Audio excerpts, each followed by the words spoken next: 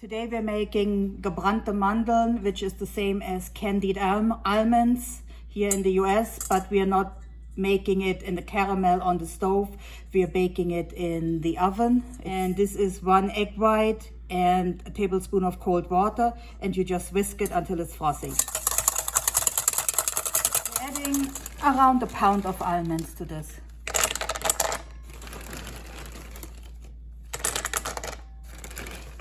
And now we're coating the almonds with the egg white water mixture. You want them very well coated, every almond, because that's what the sugar sticks to.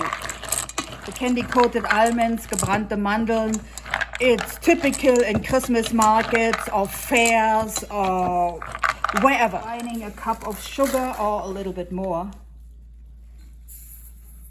I'm adding 2 heaping teaspoons, and I do mean heaping, of cinnamon to the sugar. Using 3/4 of a teaspoon of salt, any salt you have. Mine is sea salt mixed with Himalayan salt. It doesn't really matter, whatever salt you have. Vanilla, you use that, or you can use vanilla powder that you can buy in packages, and it's 1 teaspoon. It's just to offset the flavor of the cinnamon. If you use the liquid vanilla, you notice that your sugar looks kind of clumpy, powdery, and it sticks together because you want to create a glue together with the egg whites to glue itself to the almonds. And now we're pouring everything on top of the almonds.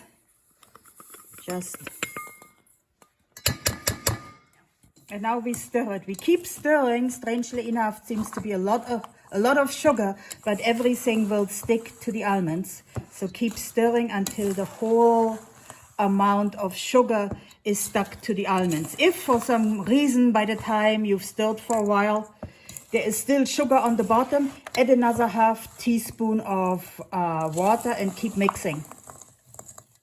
Stir slowly so that it gives the glue now time to adhere, and you want to go around the whole perimeter of your bowl.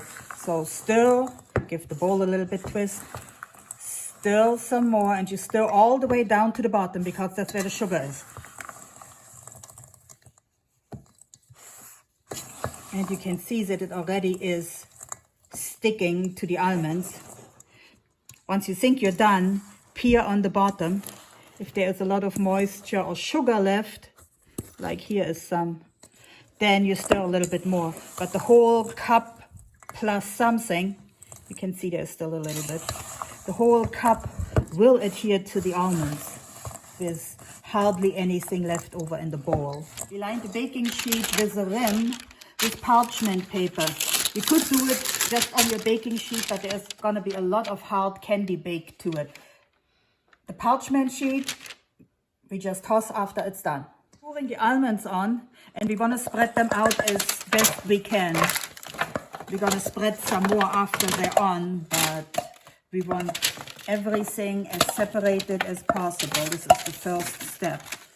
What isn't separated during the baking process will clump together, and all of a sudden you have an enormous almond clunk. And see, most of the sugar and everything has been coated onto the almonds. Spread them out for the first time. There's going to be different separation and spreading out stages during the baking. You want it spread as much as you can, as evenly as you can, preferably the almonds just in one layer. One of my, this is a ½ sheet pan, fits a pound and a little bit more than almonds perfectly to have just one layer of almonds, not 2 or 3 on top of each other. We're spreading it out so that everything is flat. Plus the patting down will also help squash the sugar onto the almonds.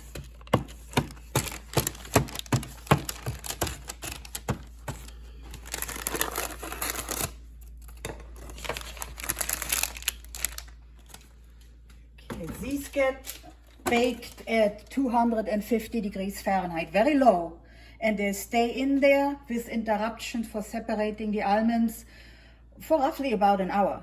and they go on the middle rack. And first they go in for about 15 minutes. First 15 minutes have passed and our almonds are just beginning to slightly dry. Not nearly good enough. So now we're going to separate them, because if you don't separate them about every 15 minutes, you're going to have a sheet of almonds. So you're going to tear them apart from each other. Later on they're going to stick to their neighbors a slight bit again, but this time it's going to be different neighbors. They're agitated, away from sticking. After we've done it 2 or 3 times, you notice that some of them may clump together. The harder they get, the sugar will just, like here is a bunch that are already beginning to stick to each other. And you just go row by row, just separating them. And then they go into the oven for another 15 minutes. And the whole process gets repeated 3 or 4 times. And you notice right now the sugar looks a little bit shiny. That's because it's wet. When the almonds are done, the sugar is going to look a little bit shiny because it's hard. It's crystallized again. Going to go back in for another 15 minutes. And after 15 minutes, we repeat the process. And you will notice that the smell of cinnamon and almonds and whatever spices you put in there will really intensify. This is round 3. We skipped round 2 because there is really no reason to show you the same thing 15 times again. But the almonds are getting harder. They're sticking. If you separated them well enough the last couple of times, there isn't going to be very much sticking to each other. We're just making sure that we didn't miss any. And the sugar is beginning to harden on it. And you can see that there is beginning to be just a tiny little bit of glimmer on it. That's where the sugar is beginning to crystallize.